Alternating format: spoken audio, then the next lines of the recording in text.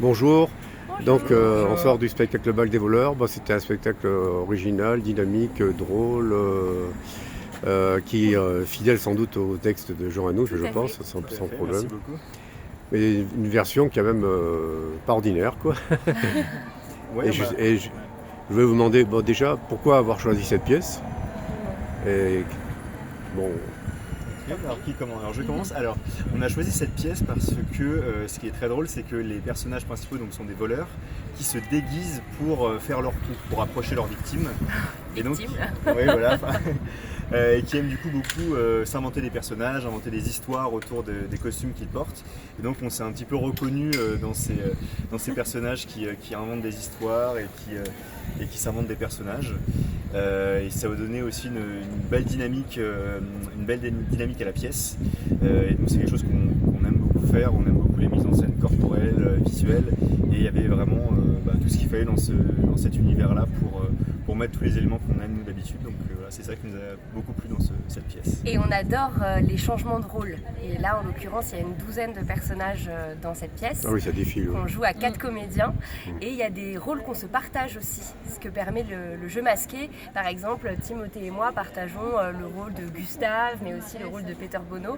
Donc on a trouvé ça très intéressant en tant que comédien et aussi pour le public Oui. de voir des personnages interprétés par plusieurs comédiens. Tout à Et fait. normalement, si la magie opère, et là un petit garçon me disait tout à l'heure, à la fin, le public est surpris de voir seulement 4 comédiens au plateau au moment des saluts, tellement il y a eu une sorte de la mise en scène foisonnante avec Oui, on se demande un peu où sont les autres. exactement. Donc ça, c'est notre petit plaisir Ouais, et on trouve ça vraiment très chouette.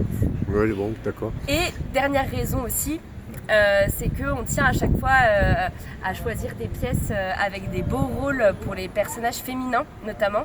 Et là, avec Lady Earth qui était interprétée par Camille, mais aussi le rôle de Juliette. C'est des personnages qui ont un fort caractère et on trouvait ça très intéressant de défendre cette vision-là aussi des femmes. Voilà. Après, une autre question que moi j'ai envie de poser, est-ce que vous avez eu une influence de la commedia dell'arte par rapport au jeu masqué Oui, bien sûr, l'influence de la commedia dell'arte, alors avec des masques qui ne sont pas typiques de la commedia, donc là des masques un peu différents, mais qui apportent un peu les mêmes exigences et les mêmes codes de jeu, donc un bas du visage qui doit être très mobile et vivant pour faire vivre le masque qui est au-dessus, donc c'est des demi-masques qui occupent la moitié haute du visage, donc la partie basse doit être très active, aussi des corps très engagés pour faire vivre ce masque, et aussi oui, des corps très engagés parce qu'en fait comme on se partage les rôles comme disait Fanny, par exemple le rôle de Gustave qu'on partage, il faut que Gustave ait le même corps à chaque fois, le masque ne suffit pas pour que ce soit vraiment très lisible pour le public, il faut des corps très engagés avec des postures qui sont toujours les mêmes, avec donc Gustave qui a un masque avec un nez un peu long, qui se fait guider par le nez toujours, et ça ce sont des éléments qu'on retrouve dans la comédia et qui une fois de plus se prêtent à ce genre de texte avec des scènes un peu farcesques où il y a beaucoup d'énergie, où le rythme est très soutenu et donc ça s'y prête très bien et ça se marie très bien au texte d'Anouilh. C'est très réussi en tout cas. Merci. Merci à vous.